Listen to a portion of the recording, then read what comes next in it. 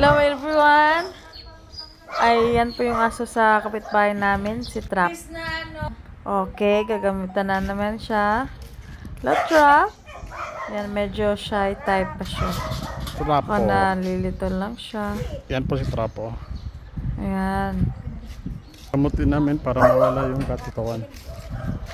Papakainin namin siya, then i-attempt magbigyan ng gamot. Tingnan nyo naman siya, puro kagid.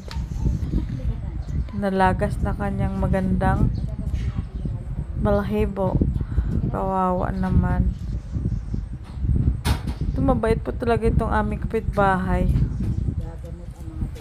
Yan, pinatagan po ni Inday si Trap. Ano, umipekto na yung gamot.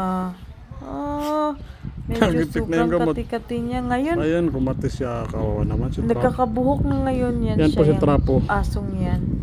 For sure, Trap. Tumutubo na yung kanyang buhok. Medyo gumagaling-galing na rin yan siya. Ayun, Ngayon. Pero dyan sa video, tumalab na yung gamot. talagang nalagas po talaga ito siya. Kawawa naman, sobrang kati daw. Reaction ata yun ng gamot. Kiss doon, kiss dito. Kawawa talaga. Gigawa niya pang steel wool yung halaman. Kawawa yung aso. Sana po may mag-adapt sa kanya at alagaan siya ng mabuti. Ayun po guys, tumalab na yung gamot.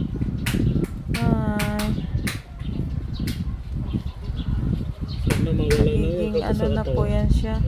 Pinabayaan kasi yan siya dito ng may-ari. Kaya yan siya, naging stray dog na lang yan.